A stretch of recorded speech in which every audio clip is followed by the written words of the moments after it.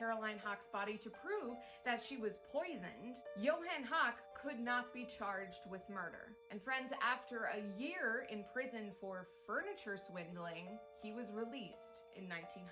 Reverend Herman Haas and Chicago Police Inspector George Shippey were at a loss of what to do next. But they did catch a break when they received a much anticipated letter from Germany. Finally, the mayor of the town that Hoch claimed to be from in Germany responded to Haas's letter, giving more information on Hoch's very elusive background. The mayor said there was actually no evidence of a man named Johann Hoch. Surprise, surprise. But they recognized him as merchant Jacob Schmidt, who had been pulling this shit in Germany for years before. Again, no one knows for sure exactly when he met each woman, in which state, how much he stole from her, and whether or not she was dead. But here's what they were able to work out. Schmidt was born in 1862. He married his first wife in 1881, and she died 2 years later. Here we go again. He got married again and had 4 children with a woman named Christine Ram, who he left in the middle of the night with all of her savings. He then married another woman in Germany, whose dowry he eventually used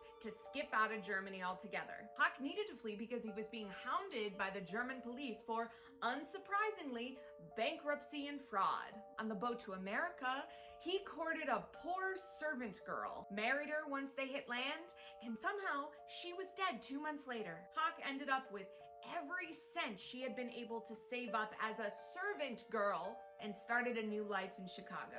I hate this guy. In 1894, he posed as some sort of religious clergyman, Jacob Erdoff, and swindled 2 sisters out of $2,600 and then skipped back to Germany. There he lost a lot of money in barley investments and had to flee Germany again after not being able to pay his debts. That's when he ended up in Wheeling, West Virginia, meeting Caroline Hoch and Reverend Herman Haas. Now it's 1900. He just skipped out on a murder charge and is walking free. He could have stopped, but no, he had to keep going, confident that he still wasn't gonna get caught. Hoch's first stop after getting out of jail was Indiana to court yet another widow. Somehow he immediately got his hands on her late husband's life insurance of $2,000.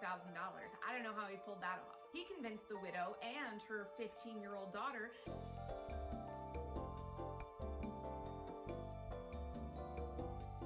to move back with him to Chicago, which was all well and good until they disappeared 2 months later. And cha-ching, he collected the widow's $1,500 in life savings.